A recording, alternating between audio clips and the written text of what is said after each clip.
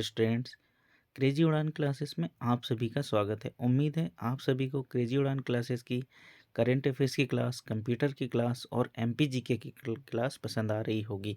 आज हम current affairs की क्लास में जनवरी 2023 में घटित महत्वपूर्ण समसामयिक विषयों से संबंधित अत्यंत महत्वपूर्ण 25 प्रश्नों को सॉल्व करेंगे, जो कि आगामी परीक्षाओं के दृष्टिकोण से अत्यंत महत्वपूर्ण है। इसलिए पूरे वीडियो को आप ध्यान से देखिए और इसके नोट्स भी तैयार कर लीजिए। तो आइए शुरू करते हैं आज की क्लास। क्वेश्चन नंबर 1, 108वीं भारतीय विज्ञान कांग्रेस का आयोजन कहाँ किया गया? ये नंबर याद रखना आपको, 108वीं भारतीय विज्ञान कांग्रेस। ऑप्शन नंबर ए है राष्ट्र संत तुकडोजी महाराज विश्वविद्यालय Pune. Option number B Rashtra Sant Tukdoji Maharaj विश्वविद्यालय Nagpur. Option number C Delhi विश्वविद्यालय Nai Delhi. Option number D Banaras Hindu विश्वविद्यालय बनारस। तो इसका करेक्ट आंसर है option number B, Rashtra Sant Tukdoji Maharaj विश्वविद्यालय नागपुर में ये आयोजित किया गया था। आइए इसके बारे में हम देख लेते हैं। 3 जनवरी 2023 को प्रधानमंत्री श्री नरेंद्र मोदी ने भारतीय विज्ञान कांग्रेस के 108वें सत्र का उद्घाटन किया और इस बार का जो सत्र था उसका मुख्य विषय था महिला सशक्तिकरण के साथ सतत विकास के लिए विज्ञान एवं प्रौद्योगिकी। तो ये आपको जो मुख्य विषय है वो भी याद रखना है।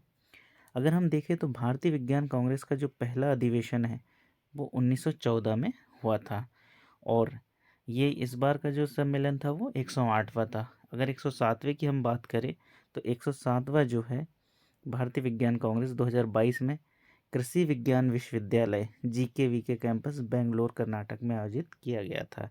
तो ये आपको याद रखना है, इस बार का नागपुर में किया गया है और 107वां जो है वो बेंगलोर में आयोजित किया गया था। और ये कब शुरू हुआ है? ये 1914 में शुरू हुआ है। क्वेश्चन नंबर 2, हाल ही में ब्राज़ील के राष्ट्रपति के पद की शपथ किसने ली है? Option number A Jair Bolsonaro. Option number B Lula da Silva. Option number C Ciro Gomes. Option number D Gomes Silva. तो इसका करेक्ट आंसर है option number B, Lula da Silva. यहाँ आप देख सकते हैं इन्हें। आइए ब्राज़ील के बारे में हम देखें।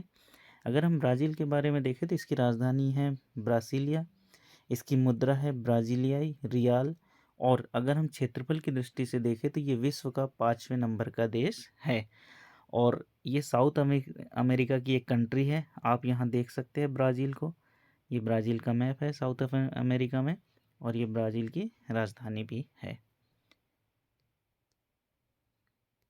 क्वेश्चन नंबर 3, भारतीय सेना ने हाल ही में किस महिला अधिकारी को सियाचिन में तैनात किया है? वेरी वेरी इंपॉर्टेंट क्वेश्चन है ये। Option number A captain Pooja Chauhan. Option number B captain Shiva Chauhan. Option number C colonel Sonia Anand. Option number D colonel Navneet Duggal. तो इसका करेक्ट आंसर है कैप्टन शिवा चौहान। सियाचिन जो कि विश्व का सबसे हाइट पर स्थित युद्ध क्षेत्र है, यहाँ पर पहली बार किसी महिला अधिकारी को तैनात किया गया है। इनका नाम आपको याद रखना है, captain Shiva Chauhan. Question number 4, राज्यों के मुख्य सचिवों का सम्मेलन कहाँ आयोजित किया गया? जो राज्य के चीफ सेक्रेटरी होते हैं सभी, उनका एक सम्मेलन अभी आयोजित हुआ, कहाँ हुआ देखते हैं। Option number A Mumbai. Option number B Bengaluru. Option number C Chennai. Option number D Nai Delhi. तो ये कहाँ आयोजित हुआ है? नई दिल्ली में आयोजित हुआ है। क्वेश्चन नंबर 5, 17वें प्रवासी भारतीय दिवस सम्मेलन का आयोजन कहाँ किया गया? Option number A Banaras. Option number B Nai Delhi. Option number C Indore. Option number D Bhopal. तो इसका आयोजन एमपी के मध्य इंदौर में किया गया था। अगर आपको 17वें प्रवासी भारतीय दिवस के सम्मेलन की और भी अन्य जानकारियाँ प्राप्त करने हैं तो आप हमारे करंट अफेयर्स की सीरीज का वीडियो नंबर 3 और 4 को देख सकते हैं, वहाँ आपको डिटेल में इसकी जानकारी मिल जाएगी। आइए थोड़ा डिस्कस कर लेते हैं और इसके बारे में। अगर हम देखें तो 17वां प्रवासी भारतीय दिवस का सम्मेलन का जो आयोजन 8 से 10 जनवरी तक इंदौर में किया गया। इसकी इस बार की थीम थी प्रवासी अमृतकाल में भारत की प्रगति में विश्वसनीय भागीदार। माननीय प्रधानमंत्री ने 9 जनवरी 2023 को इसका उद्घाटन किया था और इसके जो मुख्य अतिथि थे वो गुआना सहकारी गणराज्य के राष्ट्रपति डॉक्टर मोहम्मद इरफान अली थे और विशेष सम्मानित अतिथि सूरीनाम गणराज्य के राष्ट्रपति श्री चंद्रिका प्रसाद संतोखी थे। तो ये आपको मेन बिंदु याद रखने हैं और डिटेल में आप हमारा प्रीवियस वीडियो देख सकते हैं डिटेल में अगर जानकारी चाहिए तो। Question number 6 very very important, Joshimath किस राज्य में स्थित है? Option number A Himachal Pradesh, option number B Ladakh, option number C Uttarakhand, option number D Punjab. इसका करेक्ट आंसर है ऑप्शन नंबर सी उत्तराखंड। आइए इसके बारे में देख लेते हैं। हाल ही में ये चर्चा में रहा क्योंकि यहाँ पे भूमि के धसाव के कारण कई घरों में दरारें पड़ गई थी, जिसके कारण कई घरों को खाली कराया गया। जोशीमठ जो है भारत के उत्तराखंड राज्य के चमोली जिले में स्थित एक नगर है। यहाँ पर हिंदुओं की प्रसिद्ध ज्योतिष पीठ स्थित है। यहाँ जो 8वीं सदी के हमारे धर्म सुधारक आदि शंकराचार्य जी थे, उनको ज्ञान प्राप्त हुआ था और चीन 3 और मठों की स्थापना से पहले उन्होंने यहाँ एक प्रथम मठ की स्थापना की थी। जो हमारे आदि शंकराचार्य जी थे, उन्होंने भारत में 4 मठों की स्थापना की थी। एक था श्रृंगेरी जो कि रामेश्वरम में है, दूसरा है द्वारका में, तीसरा है जगन्नाथपुरी में और चौथा जोशीमठ में बद्रीनाथ में। तो ये पहला मठ था जो यहाँ पर स्थित है। तो ये महत्वपूर्ण जगह है, लेकिन हाल ही में यहाँ भूमि अंदर की ओर धंसी है, जिससे कि कई घरों में दरारें पड़ गई और एक प्रलय जैसी स्थिति यहाँ पर बन गई थी। तो इसीलिए यह चर्चा में रहा। तो ये आपको याद रखना है। क्वेश्चन नंबर 7, 80वां गोल्डन ग्लोब पुरस्कार 2023 में किस फिल्म के गाने को ओरिजिनल सॉन्ग श्रेणी में अवार्ड प्राप्त हुआ है? Option number A RRR, option number B Brahmastra, option number C Thank God, option number D Freddy. तो इसका करेक्ट आंसर है ऑप्शन नंबर ए RRR। इसका जो नाटू नाटू सॉन्ग था, अगर हिंदी में बात करें हम तो नाचो नाचो था इसका ये सॉन्ग। यहाँ आप देख सकते हैं, बहुत फेमस सॉन्ग है ये। तो इसे ओरिजिनल सॉन्ग श्रेणी में गोल्डन ग्लोब पुरस्कार 2023 प्राप्त हुआ है। आइए इसके बारे में देख लेते हैं। गोल्डन ग्लोब पुरस्कार का यह 80वां सीजन था, आपको याद रखना है। और ये कहाँ आयोजित होता है? कैलिफोर्निया के लॉस एंजलिस में कोई बेवरली हिल्टन होटल में था, वहाँ आयोजित किया गया।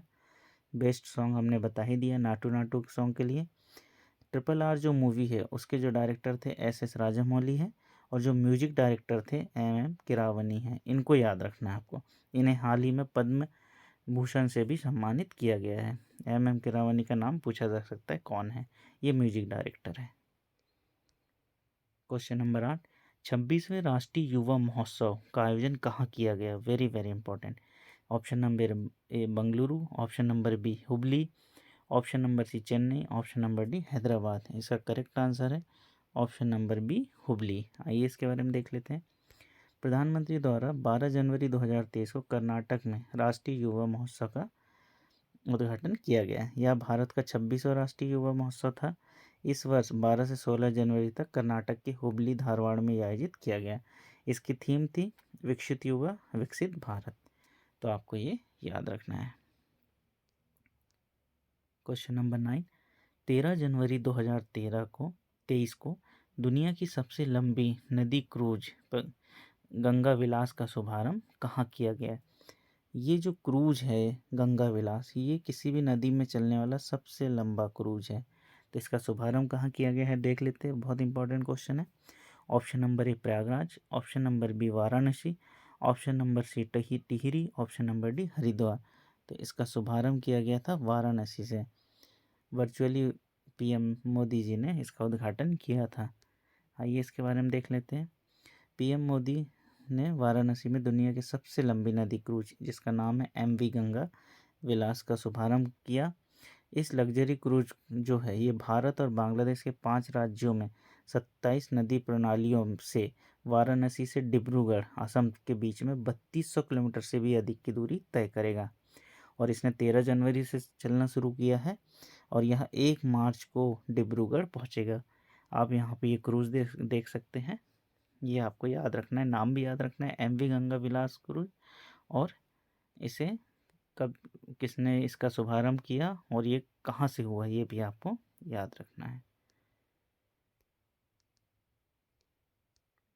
क्वेश्चन नंबर 10, जनवरी 2023 को रेलवे बोर्ड के अध्यक्ष और CEO कौन बने हैं? Option number A G Kamalavardhan Rao, option number B R K Gupta, option number C Anil Kumar Lahoti, option number D Arvind Walia. तो इसका करेक्ट आंसर है option number C Arvind Anil Kumar Lahoti. Very important question. Question number 11, Bharat के 78वें ग्रैंड मास्टर कौन बने हैं? Option number A Aditya Mittal, option number B Kaustav Chatterjee, option number C Pranay Anand, option number D M N Ohanian. तो इसका करेक्ट आंसर है option number B Kaustav Chatterjee. और अगर हम 77वें ग्रैंड मास्टर की बात करें तो वो है आदित्य मित्तल जो कि मुंबई के हैं, और कौस्तव चटर्जी 78वें हैं। ये आप देख सकते हैं इनको। क्वेश्चन नंबर 12, भारत पाकिस्तान ने परमाणु प्रतिष्ठानों और सुविधाओं की सूची का आदान प्रदान किया। दोनों देशों के बीच इस तरह की सूचियों का वर्ष 2023 में यह कौन सा आदान प्रदान है? वेरी वेरी इंपॉर्टेंट क्वेश्चन है। ऑप्शन नंबर ए 30वां, ऑप्शन नंबर बी 32वां, ऑप्शन नंबर सी 31वां, ऑप्शन नंबर डी 33वां। तो ये 32वां ट्रांसफ़र था। क्या होता है ये देख लेते हैं। इंडो पाक न्यूक्लियर डील जो है इसमें एक समझौता हुआ था 31 दिसंबर 1988 को, और 27 जनवरी 1991 को ये लागू हुआ। और इसमें यह है कि भारत और पाकिस्तान प्रत्येक कैलेंडर ईयर की पहली जनवरी को अपने परमाणु प्रतिष्ठानों और सुविधाओं के बारे में एक दूसरे के साथ जानकारी साझा करेंगे। और इस तरह की पहली जानकारी कब साझा की गई? 1 जनवरी 1992 को। और अभी 1 जनवरी को कौन से नंबर का था? ये 32वां आदान प्रदान था सूचना का। क्वेश्चन नंबर 13, किस ग्लेशियर पर पृथ्वी का सबसे ऊंचा युद्ध क्षेत्र है? Siachen glacier, option number B Bichom glacier, option number C Miyar glacier, option number D Bhagirathi Kharak glacier. ये अभी चर्चा में रहा था क्योंकि यहाँ कैप्टन शिवाचांद चौहान की नियुक्ति की गई है, तो आपको याद रखना है Siachen glacier. Question number 14, hydrogen से चलने वाली ट्रेनों को लॉन्च करने वाला कौन सा एशिया का पहला देश बन गया है? एशिया का पहला देश पूछ रहा है, ये थोड़ा ध्यान रखना है, विश्व का नहीं, एशिया का। Option number A Bharat, option number B Cheen, option number C America, option number D Brazil. तो ये कौन सा देश है? चीन जो है एशिया का फर्स्ट कंट्री है। और विश्व की हम बात करें तो विश्व का पहली कंट्री कौन है? जर्मनी है, जिसने हाल ही में सितंबर 2022 में हाइड्रोजन से चलने वाली ट्रेन को लॉन्च किया था। तो विश्व में जर्मनी और एशिया में चीन। क्वेश्चन नंबर 15, भारत के 79वें शतरंज ग्रैंड मास्टर कौन बने हैं? Option number A Kaustav Chatterjee, option number B Aditya Mittal, option number C M Pranesh, D Rahul Srivastava. तो जो आदित्य मित्तल है वो है 77वें, कौस्तव चटर्जी है 78वें, और जो एम प्रणेश है वो है 79th।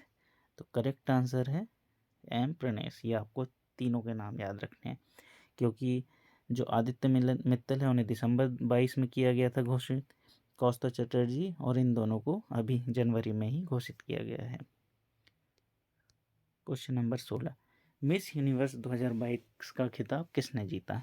Option number A Harnaaz Kaur Sandhu, option number B Karolina Bielawska, option number C R'Bonney Gabriel, option number D हेनरीना आरे।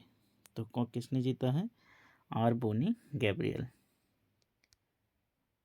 ये अमेरिका की है, याद रखना है। क्वेश्चन नंबर 17, किस देश ने वनडे क्रिकेट मैच में 317 रन की जीत का नया रिकॉर्ड बनाया है? Option number A New Zealand, option number B Sri Lanka, option number C Australia, option number D Bharat. Correct answer है option number D Bharat. Bharat ने श्रीलंका को कुल 317 रनों से हराया था। ठीक है, ये आपको याद रखना है, ये किसी भी वनडे की सबसे बड़ी जीत है। तो ये भी पूछा जा सकता है कि भारत ने किस टीम को हराया, तो किस टीम को हराया? श्रीलंका को। और कितने रनों से हराया? 317 रनों से। ये आपको याद रखना है। क्वेश्चन नंबर 18, 28 जनवरी 2023 को राष्ट्रपति भवन उद्यान, जिसे मुगल गार्डन के नाम से जाना जाता है, का नाम बदल दिया गया है। मुगल गार्डन का नया नाम क्या है? ऑप्शन नंबर ए राष्ट्रपति उद्यान, ऑप्शन नंबर बी कर्तव्य उद्यान, ऑप्शन नंबर सी रिपब्लिक उद्यान, ऑप्शन नंबर डी अमृत उद्यान। तो इसका करेक्ट आंसर है अमृत उद्यान। ये आप देख सकते हैं, वेरी वेरी इंपॉर्टेंट क्वेश्चन है ये। क्वेश्चन नंबर 19, पुरुष एकल ऑस्ट्रेलियन ओपन 2023 का खिताब किसने जीता? ऑप्शन नंबर ए Roger Federer, option number B Pete Sampras, option number सी नोवाक जोकोविच, option number D Rafale Nadal. Correct answer है नोवाक जोकोविच। नोवाक जोकोविच ने ये 22वां ग्रैंड स्लैम जीता है, ठीक है, और किसकी बराबरी की है? राफेल नाडाल की। और ये इनका 10वां ऑस्ट्रेलियन ओपन था। अगर आपको इन और विस्तृत जानकारी इसके बारे में चाहिए तो आप हमारा करंट अफेयर्स का 4 नंबर का वीडियो देख सकते हैं।